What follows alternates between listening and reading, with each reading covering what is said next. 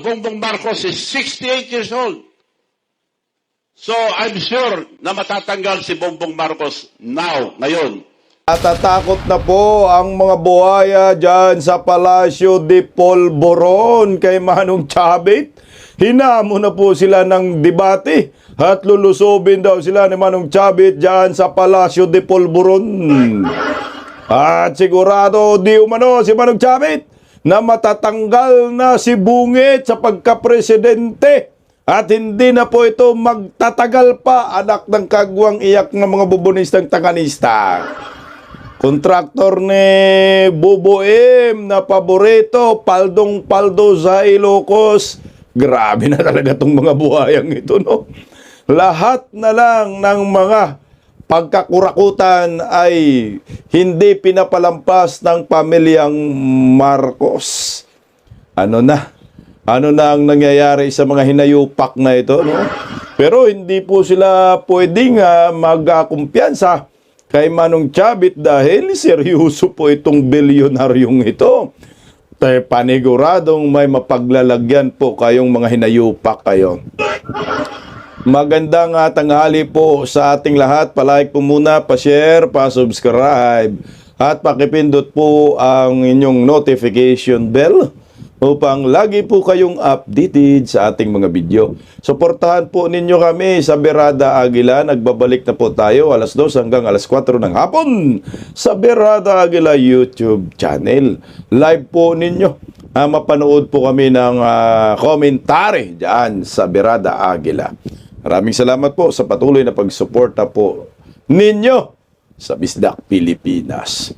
Pag-usapan po muna natin itong kontraktor ng mga Marcoses na paldong-paldo sa Ilocos na ngayon ay muling siniwalat ni Manong Chavit Singson. Palagay ko dito po napupunta yung mga bilyon-bilyon, mga allocables ni Sandro Marcos. Anak ka ng kagwang, malapit na talagang katapusan ng mga animal na ito. Ito, pakinggan po muna natin. Narito po ang pumaldo. Malalim daw ang ugnayan ni na PBBM at ng kanya umanong paboritong contractor sa Ilocos Norte. Ayan na. Mula nang maupo ang Pangulo, lumobo raw ang mga kontratang nasusungkit ng kumpanya mula sa gobyerno. Ang Yay. detalye sa exclusive agenda report ni Joash Malimban. Tila mayroon daw favorite contractor si Pangulong Bongbong Marcos sa Ilocos Norte. Yan ang inilahad ni former Ilocos Sur Governor Chavit Singson sa isang press conference ngayong araw. Ang contractor daw na ito, walang iba kundi ang Megapolitan Builders and Construction Supply. Bawal yan, pero paborito na ng kontraktor. Karamihan, bilyon ang binigay sa kanya. Nako. Noong konsel pa lang itong si Alcid, kontraktor na, paborito na ni Bongbong Marcos na kontraktor ito. So, wala na silang hiya. Mayor na, binigyan pa ng bilyones na construction, mga flood control sa Ilocos Norte. Una nang iniulat ng Billionaire News Channel na direktang pagmamayari ni incumbent Lawag City Mayor James Brian Alcid ang Megapolitan Builders. Hanggang sa kasalukuyan, pangalan niya ang nakalagay bilang Authorized Managing Officer ng kumpanya sa DPWH Contracts. Ang tindi, no? Putang ina. Harap-harapan na ho. Ayan na ho, James Brian Alcid. Iyan po yung paboritong kontraktor ng mga Marcoses dyan sa Ilocos. Mayor na kontraktor pa. Sarap magmura talaga naman. Akala ko mga kongresista lang yung mga kontraktor. Pati pala mga mayor, mga hinayupak, no? At bilyonis, no? Yung nakuha niyang kontrata, pero bakit ito hindi pa ho ito pinapatawag sa ICI at saka sa Senate Blue Ribbon Committee? Nasan ka na, Panfilo Lacson?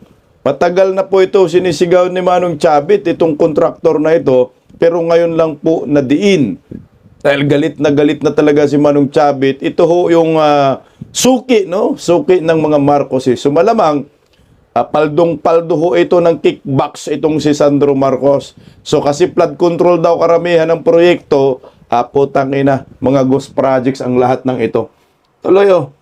Kahit na 2022 pa siya nagsimulang umupo sa pamahalaan bilang konsehal, matapos si endorso ng Team Marcos noong 2025 elections. Tinalo niya sa pagkaalkalde ng Lawag City si former Mayor Michael Marcos Kion, isang kilalang kritiko ng pamilyang Marcos kahit na pinsang buo siya ni PBBM. Isipin mo, pinsang buo, galit sa mga Marcos. Pinsang buo, galit kay Bungit, galit kay Lisa. Ayan na sinasabi ko nga sa inyo eh. Talaga namang kung matino pa itong si Bungit, ay hindi siya kalabanin ng pinsan nila. Di ba ho? Ito yung patunay, yung pamilya ng Ferdinand Marcos Jr. Sr. Ay putang ina, mga hinayupak, mga swapang sa posisyon. No? Pakinggan natin 2020 to, nagiging konsihal. 2022 konsihal na nalo. Pagdating ng 2025, ginawang mayor ni Bangag itong kontraktor na ito. Tinalo yung pinsan na tangina na yan. Pinsan ni Bangag, tinalo ng manok nilang mayor. Sana all. Sinuri ng Billionaire News Channel ang mga kontratang napanalunan ng Megapolitan Builders. Mula 2016 hanggang 2025, aabot sa 334 contracts worth 8.8 billion pesos ang nakubra ng kumpanya. Pero kung hihimayin ito, tila mas malaki pa ng 5 beses ang nakubrang kontrata ng Megapolitan Builders mula 2022 hanggang 2025. Kaysa Agay ka! Kaysa 2016 to 2021, 1 billion lang, no? Pero nung putang na 7 billion. Tama, tingnan lang, silipin natin baka mabukeke. 7 million, sige, okay na. Tingnan natin sa 2016 hanggang 2021. From 2016 to 2021, 152 contracts worth 1.9 billion pesos ang nakuha ng Megapolitan. Marami pa sa mga kontrata nito. 1.9 billion lang nakuha niya noong 2016 to 2021. Talagang hindi nakakuha ng maraming kontrata. Pagdating ng 2022 to 2025. Mula 2016 hanggang 2018, naka-joint venture sa iba pang mga kumpanya. Taon-taon, hindi aabot sa 500 million pesos worth of contracts ang napananalunan ng kumpanya sa mga taong ito. Subcontractor lang pala noon. Putang ina mo, BBM. Mantakin mo, subcontractor lang yan noon, no? Mga joint venture lang eh. Pero pagdating ng hinayupak ng gobyernong ito, talagang paboritong paborito. Magugulat kayo, magkano, pasok? Pero pagputok ng 2022, kasabay ng pagiging konsehal ni Alcid at pag-upo bilang Pangulo ni PBBM, biglang umakyat sa 917 million pesos ang presyo ng mga kontratang nakuha ng Megapolitan Builders. Pagsapit ng 2023, dumoble ito sa 2 billion pesos. 2 billion pesos worth of contracts muli noong 2024 at 1.8 billion pesos naman noong 2025. Sa kabuuan, aabot sa 6.9 billion pesos ang presyo ng mga kontratang nakuha ng kumpanya sa loob lang ng 3 taon mula 2022. Malayong malayo sa 1.9 billion pesos worth of contracts na nakuha nito sa loob ng 5 taon mula. Utang ina, no? Lumubo talaga ng 5 billion. Nagiging 6.9 eh. 6.9 billion na from 1.9 billion. Saka pareho sa taong ano pa lang yan taong 2016 to 2021, 6 years. So nagiging 1.9 billion lang yung mga nakontrata niya. 6 years yun. So ngayon, 3 years pa lang, meron ng 6.9 billion na kontrata niya under Bangag Admin. Meron pang 3 years sa susunod, anak ng kagwang, paldong-paldo ang hinayupak. Mula 2016 hanggang 2021. Hindi pa kasama dyan ang JC08 Builders Corporation na nakakuha ng 123 contracts worth 679 million pesos mula 2024 na nakapangalan naman sa kapatid ni Alcid. Sinubukan ng Billionaire News Channel na kunin ang panig ni Mayor Alcid pero hindi ito tumugon sa aming mensahe. Wala pa ring tugon dito ang palasyo. Para sa agenda, Josh Malimban, Billionaire News Channel. Paldong-paldo po ang mga hinayupak. Tingnan mo naman, meron pa palang so yung total nakuha nila, mga 7 billion, no? more than 7 billion, mga 8 billion. So paldong-paldo nga, 3 years pa lang yan, pumaldo na ng mga higit kumulang 8 billion. Pero nung kapanahon kay Tatay Digong, wala pang 2 billion sa loob ng 6 na taon. Ito, pumaldo na after 3 years pa lang ng almost 8 billion. So, paldong-paldo. So, pag tiningnan mo talaga, busog ang animal na ito ng mga kontrata. galing sa babangon silang muli. Tingnan mo magkano ba yung mga allocables ni Sandro Marcos? Ay, again, yung kay Sandro lang, kay Sandro. At saka kay, number 1 pala, no? Tinalo pala ni Sandro Marcos itong si Martin Romualdez sa allocables. Ito po yung pork barrel nila, no? 10.8 billion yung kay Sandro Marcos, 14.4 billion lang pala kay Martin Romualdez. Pag tiningnan mo ho, mukhang napunta nga ho doon yung kalahating allocables ni Sandro Marcos sa kanilang paboritong kontraktor. So yung iba siguro na di-distribute doon sa mga maliliit na kontraktor. Kaya ito siguro pumutok yung butse ni Manong Chavit Singson. Putang ina oh. Mas malaki ang tulong ko sa inyo kaysa yan, anak ng kagwang. Ito bilyones po, no? 8 bilyon. So nasaan yung kalahati dito, Sandro? Sino ang nagmamayari nito? Baka napunta na diretso sa bulsa ni Sandro Marcos. Ganito po kaswapang itong pamilyang Marcos pagdating po sa kapirahan, pagdating po sa korupsyon. Talagang uubusin po nila yung pera ng bayan. Kaya hito, nagmistulang whistleblower po itong si Manong Chavit kagahapon at hinamon po niya itong Palacio de Polvoron ng debate. Aba, anak ng kagwang, takot na ang mga animal. No? Ayaw makipagdebate. Ang Palacio de Polvoron kay Manong Chavit, pakinggan po natin muna ang balitang ito. Kaalyado noon, whistleblower na ngayon. Mabibigat na alegasyon na naman ang binitawan ni dating Ilocos Sur Governor Chavit Singson laban kay PBBM. Pero para sa Malacanang, ito'y puro paninira lamang. Ang detalye sa agenda report ni Hannah T. Nagpakamuli ni former Ilocos Sur Governor Chavit Singson si Pangulong Bongbong Marcos sa isang debate. Mastermind daw kasi ang Pangulo pagdating sa korupsyon ayon kay Singson. At anytime soon, posible raw ang pagpapatalsik sa kanya. Ang advice ko sa my former friend, dapat sumuko na siya. Mas maganda kung sumuko sa pulis o sa military. Wala kang ligtas dito. Hindi ka makakaligtas. Ang laki yung ginawa yung kalukuhan. Inilatag niya ang mga akusasyong Alam mo, eksakto ka dito, Manong Chavit. Hindi na kayang lusutan ng pamilyang Marcos. Masyadong malaki yung kinurakot nila. Putang ina, trilyon-trilyon eh. Walang mga proyekto. Hindi na kaya nilang lusutan ito. Kaya tama si Manong Chavit, sumuko ka na lang, Bong. Isuko mo na yung sarili mo. Baka kalad ka rin ka pa at baka matulad ka. Saan ba yung? Sa Nepal ba yun na presidente pinagbabato?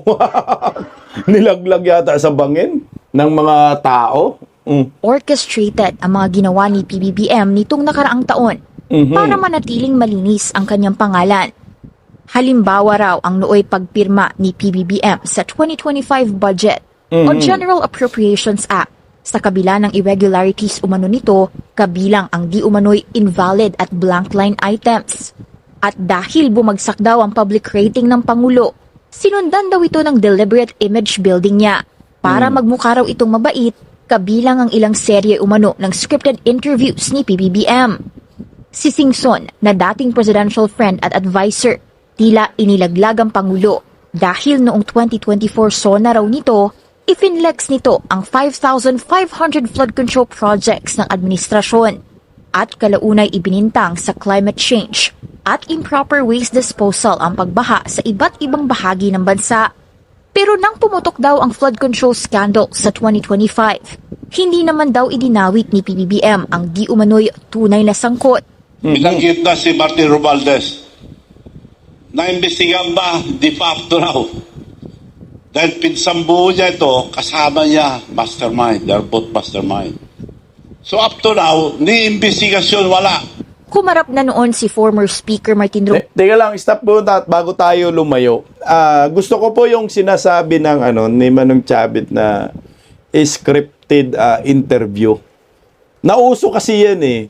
Alam mo, nagumpisa yan, baka hindi po ninyo naalala. Kung naalala ninyo, yung panahon ni Katunying, Diba? Scripted interview. Kaya Bongbong Marcos, ang purpose noon, pabanguhin si Bongbong Marcos. At kasi nga, halatang-halata na yung corruption. Diba meron silang tinatawag na podcast? Doon nag-uumpisa. Ilang podcast na ba ginagawa ni Bongbong Marcos? Pero scripted nga ho yan. Siyempre, alam na ni Bongbong Marcos yung mga tanong niya, may advanced questionnaire yan, taping yan eh. Pero hindi pa rin sila nakakaligtas sa pangungutya at pangbaba sa maraming Pilipino at hindi pa rin umuobra yung mga scripted interview nila. Dahil nakikita po ng mga Pilipino yung kababalagan at kabaluktutan ng gobyernong bangag. Lalo na ngayon sa flood control, talagang sumabog sa mukha nila. Na napunta na nga ho sa palasyo, ito kay Martin Romualdez. Putang ina, si Martin Romualdez, ligtas na ligtas, halatang halata sila. Tama si Manong Chavit, pinangalanan na ho, bakit hindi ito inimbestigan, bakit hindi pinakasuhan. Pati sa Senate Blue Ribbon Committee, pinagtatakpan. Kunyari lang yan sa ICI. Pero hindi naman ni-live ang investigasyon. Ewan ko lang kung nag-imbestiga sila. Baka nga umupo lang yan si Martin Romualdez dyan pagkatapos umuwi na. Tuloy po natin, oh. Romualdez sa ICI at bahagi siya ng pinakakasuhan sa ombudsman. Kasunod ng mga aligasyon tungkol sa pagtanggap ng di umano'y kickback sa infra-projects. Una nang ibinahagi ni Singson na talamak daw ang tila maanumalyang proyekto sa Ilocos Region, ang balwarte ng pamilya Marcos. May mga paborito raw itong kontratista, pero kapag sinilip ang mga proyekto ay tila ghost o substandard naman. Hindi lang si PBBM ang inatake ni Singson. Si Palace Press Officer at Undersecretary Claire Castro, dati na raw attack dog ng Pangulo, pero kalaunay inappoint naman bilang USEC. After 13 days lang, yung last na banat niya kay BBM, after 13 days, Claire Castro was appointed USEC of the Presidential Commission Communication Office with a budget of 2.4 billion. Nagbago na. Attack dog pa rin, pero tuta na ni Marcos. Agarang sagot. Tama. Kasi ito lang talaga si Chucky. Si Chucky. Kamukha kasi ni Chucky talaga itong si Claire Castro. Anak ka ng kamuti, no? Ang mga vlog niya ay anti-BBM talaga siya. Dilawan man yan si Claire Castro. Dilawan, pinklawan. Grabe makabanat kay BBM niya. BBM matindi. Kaya nga sabi ko nga sa inyo, dalawa lang ang patutunguhan mo dyan eh. Pag ikaw talagang matindi nagkikriticize sa gobyernong Marcos, talagang, lalo na kapag pinklawan ka, babayaran ka at bubusalan ka. Uupiran ka ng posisyon. Ito ho yung nangyayari kay Claire Castro ngayon. Na pag tiningnan mo si Claire Castro, hindi po siya credible na Marcos defender. Hausaw siya. Dahil noon, banat ka ng banat kay Marcos, so ngayon kakampi ka na, di anong tawag sa'yo? Bayaran ka, ugag ka, abugaga ka.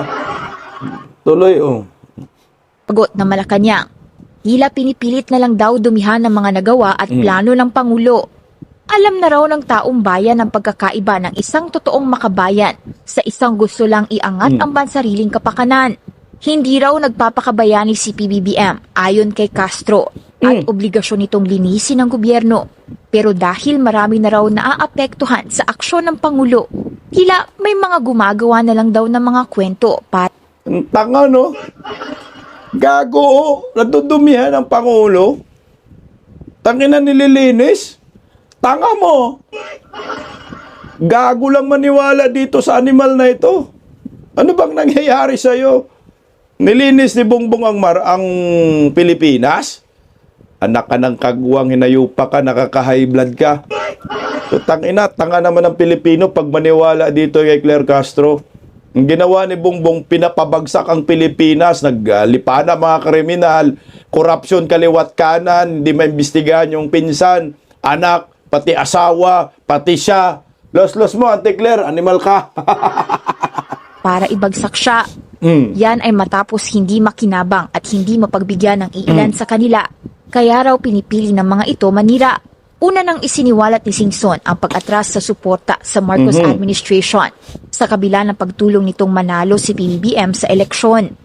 Tila kinalimutan na raw kasi siya ng Pangulo at hindi nabigyan ng director-level position ayon sa kanyang mga pahayag noong 2025. Tiniming ng dating gobernador ang kanyang mga paratang sa 2026 sa pagpatak ng 40 years matapos ang ouster ng ama ng PBBM na si Marcos Sr. noong 1986. Hihintayin daw ni Singson ang pag-aproba ng palasyo tungkol sa hamon niya sa debate. Kasabay nito, balak din ng dating presidential friend ang pagkasa ng one-time big-time rally para ipanawagang labanan ng korupsyon at anyayahan ng ilang mga grupong dumalo. Para sa agenda, Hannah T. Bilyonaryo News. Putangin na, sabi ni Claire Castro naninira daw si Chavit. Ay, putangin na, public man na ng dokumento. Paano naninira? Meron namang resibo pinapakita. Takot lang kayo. So, sa hamon ni Manong Chavit na debate. Kasi pag si Manong Chavit makipagdebate on public, puta, ang sarap niya panoorin eh. Pero malabo ho yan. Hindi po mangyayari na itong palasyo makipagdebate kay Manong Chavit dahil may maresibo si Manong Chavit. Sabi ni Manong Chavit, ika 40 years daw, di ba? Kaya ikakasa yung one time, big time. Ang interesting po dito, dahil nagbitaw si Manong Chavit na sure di umano siya na matatanggal si BBM sa pagkapangulo as soon as possible. So, Nis Chavit, na seryoso at malamang sa malamang, meron ng mga plano itong si Manong Chavit. Kasi po bakit siya magsasabi ng gano'n? Na sigurado akong matatanggal si Bongbong Marcos sa pagkapangulo. Alam niyo ho, pag tiningnan nyo po yung direksyon ng gobyernong Marcos, hindi na po talaga nila iniisip na gumanda ang buhay ng bawat Pilipino or maayos ang ekonomiya ng ating bansa. Kasi patuloy po tayong bumubulusok eh. Palitan ng piso kontra dolyar ngayon, 59 plus na naman. So medyo mataas talaga. So bagsak tayo ang ekonomiya ho natin. Ang direksyon ngayon ng mga Marcoses ay kung paano matakasan itong kontrobersyal na kinakasangkutan ng pamilya nila, kung paano ma-divert. Ang problema, kahit sobra dami nilang diversionary tactics, talagang kusang lumalabas at sumisingaw ang mga mababantot nilang mga baho. Lalo na ngayon, si Manong Chavit ay nanggagalaiti niya. Alam nyo ha, ito pagiging 40 years sa kasi 1986 na sipa. One time, big time. Pero interesting po ako sa sinasabi ni Manong Chavit na sure siyang matatanggal si Bongbong Marcos. Paano po niya mapatanggal at mapasipa si Bongbong Marcos? Okay, pakinggan po natin yung mga birada ni Manong Chavit dito. Narito. Maliwanag pa sa buwan, maliwanag pa sa araw na niloloko na tayo itong administrasyon na ito. Huwag tayong papayag, mga kababayan, nagit na si Martin Romualdez. Naimbestigan ba? Di pa up to now. Dahil pinsambuho niya ito, kasama niya, mastermind. They're both mastermind. So up to now, ni investigasyon wala. Nag-testify si Gutesa, hinuli na, binaligtad na, tinago na. Gagamitin nila yun. Gagamitin nila para hindi dahil yun na nagturo sa kanila. So si Gutesa, nakatago na kay Martin Romualdez at plano nilang gamitin pag pinail sila sa ombudsman. Pero walang kwentang ombudsman dahil ganoon na rin. Okay, ngayon si Orly Gutisa inalagaan na ni Martin Romualdez kasi gagamitin nila para magre-recant, putangin ng mga buhaya, no? Tuloy, Manong Chavit, birahin mo. Start with Martin Romualdez. Wala, unti-unting lumalabas ang katotohanan sa flood control project. Corruption started in 2023, 2024, and 25. Correct. Gumagawa na sila ng pera noon, 23, 24, 25. So, anong klaseng gobyerno ngayon dito? Gising ang ating mga kababayan. Magising tayo lahat. Huwag tayo pabudol. Maliwanag. Nandito na ang prueba lahat. So, mga abogado, alam nyo lahat ito. Nandiyan na ang prueba. So, wala na. Hindi na tama pag-iisip nito. From Ilocos Norte up to all over the country. Wala na talagang tamang pag-iisip yan, Manong Chavit, bangag na eh. Anak ng kamuti, kaya walang patutunguhan eh. Kaya dapat ito malaman ng sambayan ng Pilipino, huwag po tayo magpakatanga. Anong sabi ni Manong Chavit? start po ng korupsyon 2023 hanggang 2025. Gumawa po sila ng sistema kung paano maubos at malimas ang kaba ng bayan. Tuloy Manong Chavit, oh. Country, walang flood control, puro... Go. Dinabayaan niya ang grabe corruption eh. Dinamay lahat. Halos lahat. Ako, ano ka boss, hindi lang sa congressman.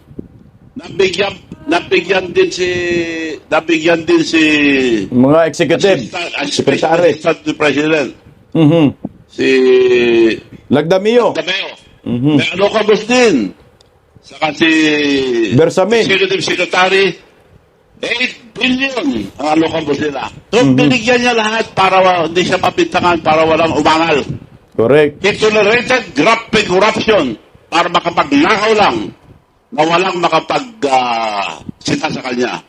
Kaso nga lang, ang malas nila ngayon, si Saldico, dahil si Saldico kumanta kasi gawin nilang collateral damage, sacrificial, mukhang hindi pumayag si Saldico, kaya ikinanta silang lahat. So itong si Bersamin, anak ka ng kagwang Bersamin, kumanta ka na. Si Lagdamio, hindi talaga yung kakanta kasi kasing hutan nila yan eh. Tuloy, Manong Chavit, oh. Yun ang tunay na nangyayari, mga kababayan. So, magising po tayo at hindi na po tama itong ginagawa nila.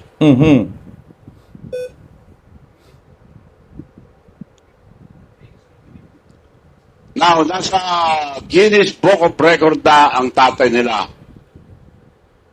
Greatest robbery of government. Alam nyo, maganda yung ginawa ni Manong Chavit. Eh. Matagal na po na issue na ito, no? Pag nilabas po kasi yan ng mga DDS noon laban sa mga Marcos, putang na galit sila dyan. Kasi totoo naman talaga, greatest robbery. World record breaking yan, Guinness Book of Record. Pero dinibunk na nga nila yan, sabi daw, piki daw yan. Anong piki? Lo nyo? Alay, Manong Chavit, oh. At akala ko nagpatulong sa akin na tumakbong presidente at vice president ang gusto.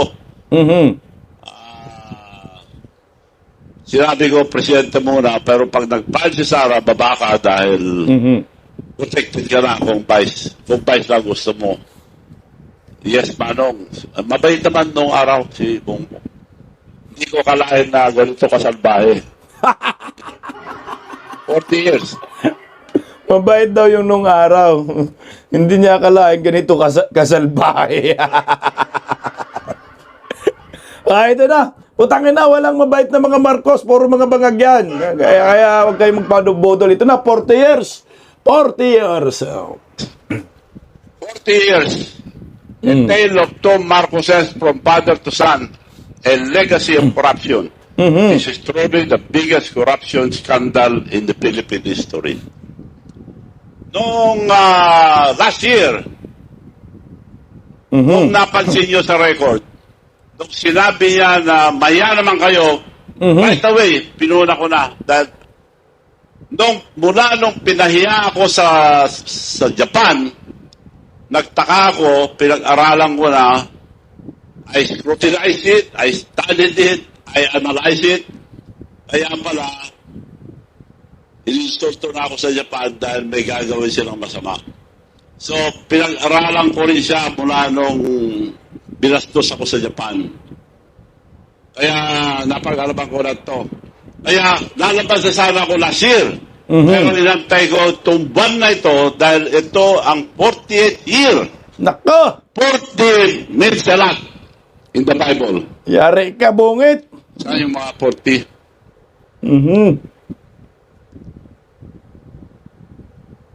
40 years. Mukhang seryoso na to, ha? Seryoso na to talaga. Ika 40 years. Marcos Romualdez noon, Marcos Romualdez ngayon, tama na, sobra na. 40 years apart. Ika 40 ngayon, ngayon. So, inantay ko itong buwan na ito para maging 40 because 40 ay malaking bagay sa Bible. So, ibig sabihin, mukhang tinatrabaho na talaga ni Manong Chavit kung paano masipa itong si Bangag. Martin Romualdez noon, yung si Imelda at si Makoy, Senior. pahirap sa bayan. So ngayon naman, Martin Romualdez kakaiba. Romualdez at Marcos. Marcos Romualdez, ano yung Martin Romualdez? Gagi. Marcos Romualdez, Imelda noon at Makoy. Ngayon naman, Bongbong at Martin Buaya. Anak ng kamote. Oh. Meaningful di umano sa Biblia itong 40-40. Putangin na, gustong isabay ni Manong Chavit sa ika-40 years na matanggal at masipa si Bongbong Marcos sa pwesto. O ito, pakinggan natin paliwanag ni Manong Chavit dito, narito. Oh. Bible. Ang ibig sabihin ng 40 is a completion and a start of a new beginning. Marami pong 40. Labas yung lahat ng 40. It rained for 40 days and 40 nights. Noah. Moses fasted for 40 days before he received the Ten Commandments. Jesus fasted for 40 days. 40 years Israelites wandered in search of the promised land. 40 years Moses reigned over the Israelites. 40 years King David reigned. 40 years King Solomon reigned. So very significant ang number 40. Kaya sigurado ako, eto, Tunay. evidence. Noong napatalsik si Marcos Sr. noon, 1986, he was 68 years old. Now, Bongbong Marcos is 68 years old. Nako! So, I'm sure na matatanggal si Bongbong Marcos now, ngayon, the soonest possible time. Patay ka, bungit! Meron palang hugot ito. Ayan, tingnan mo ha. Sigurado daw matatanggal si Bongbong Marcos soonest as possible time. Kasi nga, natanggal daw si Marcos Sr. 68. Ngayon si Bungit, 68 din. Ika 40 years din ngayon. Apo na, wala na, tapos na. Presidente na si Inday Sara bukas. Aray ko, yak ng mga animal. Oh, Manong Chavit, kasuhan ka na inciting to sedition dito. Rebellion na naman. Uy, nasa Biblia daw, sabi ni Manong Chavit nito. Tanggal kayo mga animal kayo. Wala, Manong Chavit, oh. Sigurado yan, matatanggal si Bongbong Marcos. Sigurado, palakpakan yung mga media. Sigurado yan, matatanggal si Bongbong Marcos. Ay paano na yan, mga bubonista? Talagang si Propita Chavit Singson. Ay sure na pong matatanggal itong si Bungit di umano sa pagkapangulo. Patay ka diya. Bakit tuloy? Dahil nasa ating ang katotohanan, Nako! hindi tayo pwede pababayaan ang ating Panginoon. I believe in God, I believe in miracles, and I believe in destiny. Siguradong babagsak si Bongbong. Nako! I believe in destiny. Siguradong babagsak si Bongbong. Ngayon na nga, bagsak na eh. Yung rating, putangay na, negative 14%, negative 3%. Diyos ko, Ginoo. Ano pa ba yan? Bagsak na yan eh. Kumakapit na lang yan sa mga pork barrel, alocables. Kumakapit na lang yan sa mga pangungurakot, mga busal sa mga Armed Forces of the Philippines, mga kapulisan, para hindi pumiyok. Pira-pira na lang itong mga animal. Kaya tuloy, Manong Chavit, oh. Exactly 40 years apart, Marcos Sr. was ousted from power. Until again reaches his 40th year, that may be seen as a symbol of and will lead to removal of Bongbong Marcos at any moment now. So, tapos na ba tayo? Any moment. History is repeating itself. Divine Providence number 40, the Bible means the completion and the start of the new beginning. Good morning. Ito na. From Asahi Shimbun.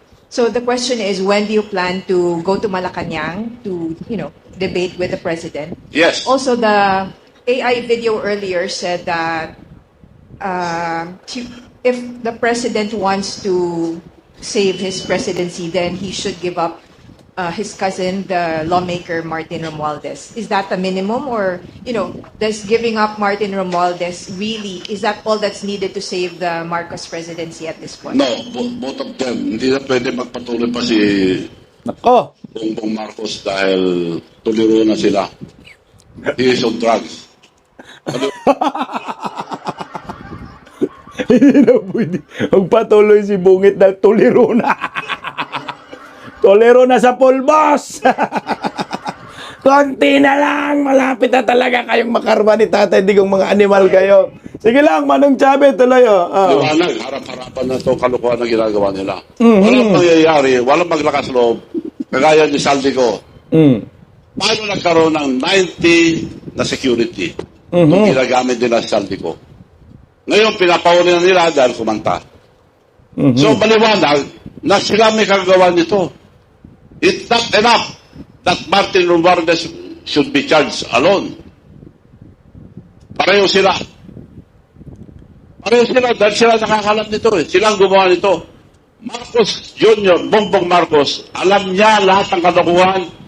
Panahon pa ni President Noynoy Aquino, panahon pa ni President Duterte, may nangyayari ng ganyan pero maliitan. Ngayon, sila, alam niya, hindi niya binuko dahil kung bubukuin niya, hindi na siya makagawa ng pera. He chose. Pinili niya ang gumawa ng pera. Total, walang aral. May kasalanan na lahat. Yun ang totoo nangyari. Binusalan Yung rason lahat. nila na bakit nandiyan pa sila. Yun, magdadebate kami doon. Anong rason nila? Dahil ako, nasabi ko na lahat. Divine Providence, dahil nga inantay ko itong 40th year, very symbolic ang number 40 in the Bible. Patay. Kasi sa Islam, meron din number 40. So, yun, nasisiguro ko, I'm dead sure that matatanggal. Hindi pwede ipagpatuloy itong ganitong gobyerno. Niluloko na tayo. Hindi pwede, mga kababayan, huwag tayo pumayag na ipagpatuloy ito. Tuloy-tuloy na pagnanakaw nila hanggang maubos ang pera. Kinuha na lahat. Pera ang taong bayan, yung PhilHealth, PDIC, kinuha. Wala na. Hindi na mapatakbo itong gobyerno ito. Sinasagad nila. Tapos tatakbo na lang. Naliwanag narinig nyo yung sinabi ni Manong When, Chabet. sir? When are you going to Malacanang? Asap, sinasabi ko na ngayon, kung bukas ng sinabi nila, pupunta ako sa Malacanang. If they accept my challenge. Ayaw nga Manong Chabet, takot nga sa inyo. Ayaw makipagdebate. Putangin no? Susugurin na yung Malacanang. Asa po, di na daw pwede magpatuloy itong gobyernong Marcos. O, tuloy lang konti. So nakikita po natin ngayon sa mga panahon ito Ito na balita ng maraming issue. Una, yung may nagsalita tungkol sa droga ng isang leader at mismong kapatid ay pinatutuhanan. At ang dami na pong nabalita, kamukha ng mga binanggit nyo kanina. Pero hanggang ngayon, wala tayong naririnig na komento mula sa Chief of Staff ng Armed Forces of the Philippines. Ganon din sa ating mga kapulisan, yung mga namumuno. Alam po natin na tuwing Lunes sa gobyerno, sa mga opisina ng gobyerno, inaawit natin yung pambansang, yung lupang hinirang na binabanggit po doon sa lyrics, yung mamatay ng dahil sa'yo. Pero kapansin-pansin po itong mga namumuno natin ngayon na wala silang kibo. Wala po tayong maisip na dahilan, kundi talagang itong mga ito ay natatapalan talaga ng pera na bibili. Yun po ang aking hinala, opinion. Ngayon, doon sa panawagan po ninyo na magkaroon ng one big time rally, ako po ay sang-ayon doon. Pero may dudo po ako na walang gagawin yung mga ibang hindi sila kikilos. Dahil nga, nakikita natin yung pananahimik nila. Kapansin-pansin mo yan. Kapansin-pansin na merong namumuno na pinagbibintangan na drug addict pero walang kumikibo. Ngayon, ito po ang tanong, Gob. Kung sakasakali po na magkaroon ng one-time, big-time rally at wala pa rin nangyari, ano po ba sa tingin ninyo ang maganda nating gawin para po matapos na itong mga kawalangyaan ito? Salamat po. I'm very dead sure na may mangyayari po. Hindi tayo pabayaan natin, Panginoon. Nasa katotohanan tayo. Hindi tayo nambubula.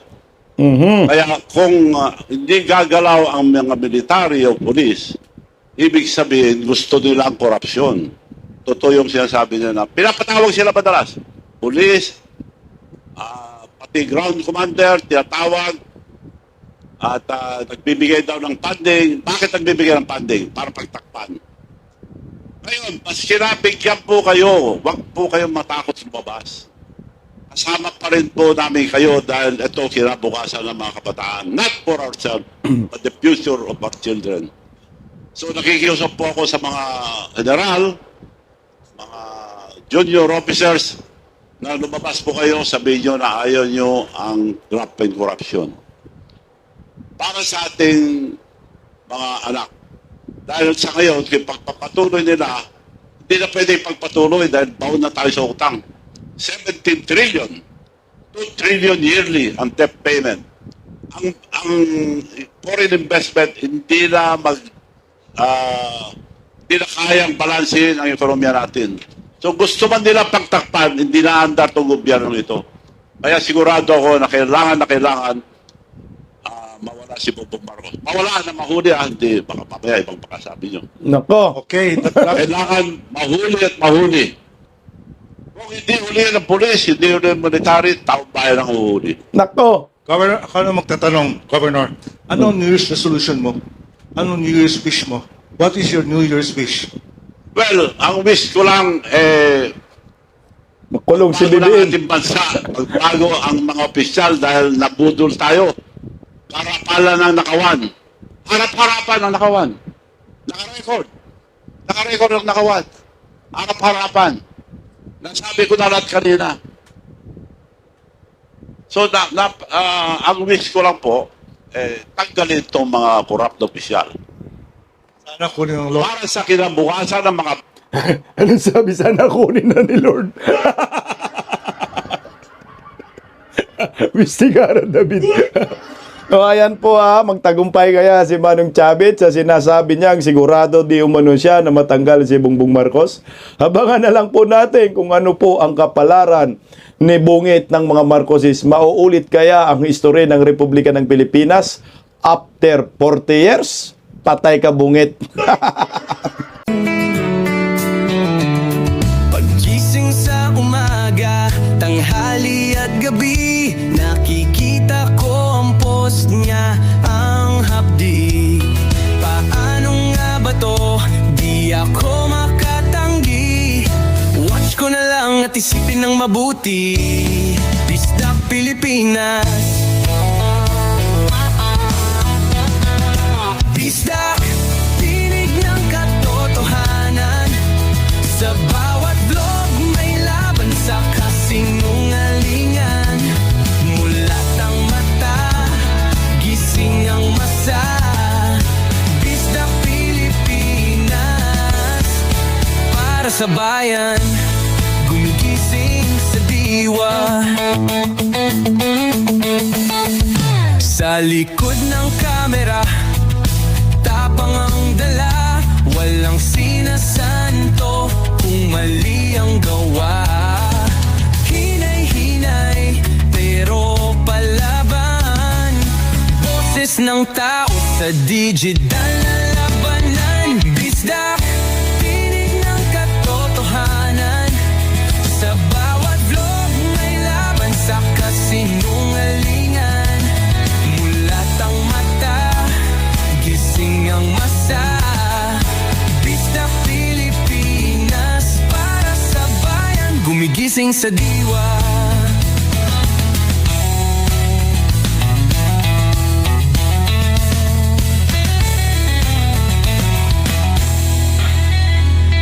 Hindi artista, hindi politiko, pero ang katotohanan, sigaw niya ay buo. Sa YouTube o Facebook man siya makita, may aral ka pa rin, may uwi sa bawat salita. Bisdak, gising sa katotohanan, di lang kwento, kundi panawagan. Sa bawat Pilipinong naghahangad,